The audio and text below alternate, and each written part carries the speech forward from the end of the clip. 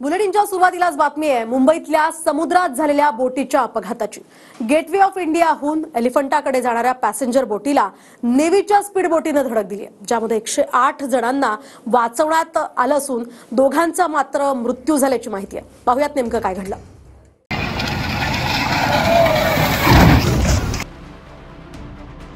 मुंबईच्या gateway of इंडियाच्या समुद्रात पॅसेंजर बोटीचा अपघात कसा झाला त्याचा धडकी भरवणारा हा व्हिडिओ।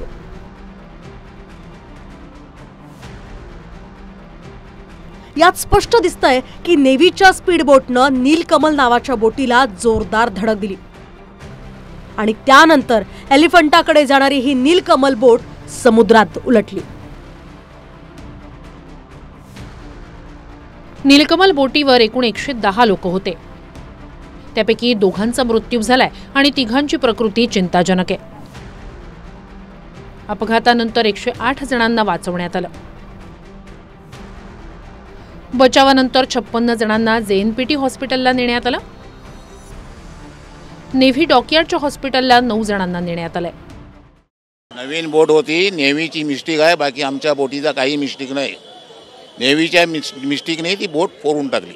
म्हणजे नेव्हीवाल्याने काय मिस्टेक केली? नेव्हीवाल्याने स्पीड येऊन चरवला त्याच्यावरती, बस याच्या पलीकडे काही नाही। तुमची सरकारला काय मागणी आहे का? सरकारला मान्य आहे, त्याला नेव्हीवाले स्पीड बोटीच बंद करून टाका इथून। या स्पीड बोटी अशा चालव आज येऊन तिथे पॅसेंजरला तकलीफ होतो।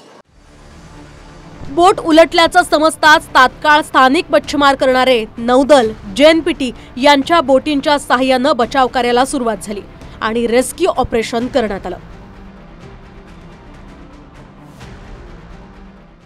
जर पाहिलं तर पुढे जिथे उरण कारंजा इथे बोटीची दुर्घटना घडलेली होती तिथे हे सगळं रेस्क्यू ऑपरेशन सुरू आहे आणि मुंबई पोलिसांच्या टीम सुद्धा आता गेटवे ऑफ इंडियाच्या परिसरामध्ये पोहोचलेल्या आहेत। जिथे ज्या लोकांना बाहेर काढलं जात आहे तिथे त्यांची चौकशी सुद्धा केली जाते, त्याचबरोबर तातडीने रुग्णालयामध्ये त्यांना दाखल करण्याचे प्रयत्न सुद्धा केले जात आहेत आणि मुंबई महानगरपालिकेची सगळी यंत्रणा सुद्धा आता या सगळ्या प्रकरणाकडे गंभीरपणे पाहते आहे।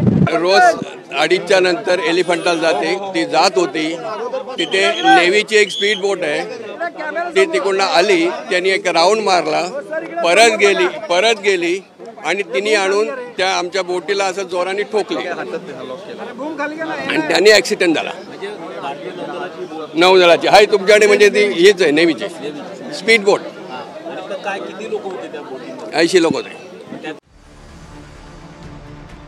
तर ज्या नीलकमल बोटीला धडक देण्यात आली ती बोट पूर्णपणे पाण्यात बुडाल्याची माहिती शेकापचे नेते जयंत पाटलांनी दिली आहे। बोट आता आतमध्ये पाण्यामध्ये बुडालेली आहे आणि जे पॅसेंजर होते 1-2 लोकांची डेड बॉडी मिळते असं मिळाली असं तिथे बातमी कळलेली आहे। किती प्रवाशांना वाचवलं? मला वाटते 95 प्रवासी वाचलेले आहेत, चिंतेची बाब नाही आहे। 1-2 लोक गेलेले असा अंदाज आहे, पण तिथे आम्हाला अधिकृत काही मिळालेलं।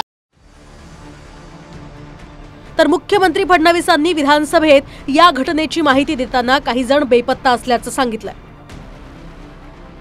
मी स्वतः देखील तो व्हिडिओ बघितला, त्याच्यामध्ये ती नेव्ही किंवा कोस्ट गार्ड ज्यांची कोणाची ती बोट आहे ती अतिशय वेगानं त्या ठिकाणी ते एक्सरसाइज करतात, तसा 8 काढतात तसा तो 8 काढत होती आणि बहुधा त्याचा कंट्रोल गेलेला आहे आणि त्याने थेट येऊन ही जी काही पॅसेंजर बोट होती जी एलिफंटाकडे जाते त्याला मारलेला आहे आणि अजून किती मिसिंग आहेत याचा आकडा एक्झॅक्ट लक्षात येत नाही आहे, पण अंदाजे आकडा हा 7 ते 8चा आहे।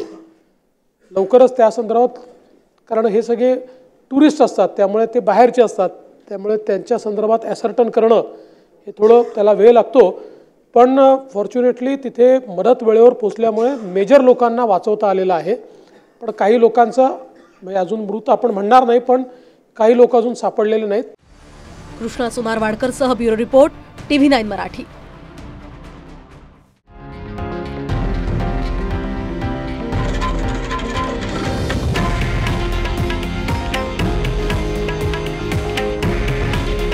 हे आहे देशातील नंबर 1 न्यूज नेटवर्क आणि आपण पाहत आहात TV9 मराठी।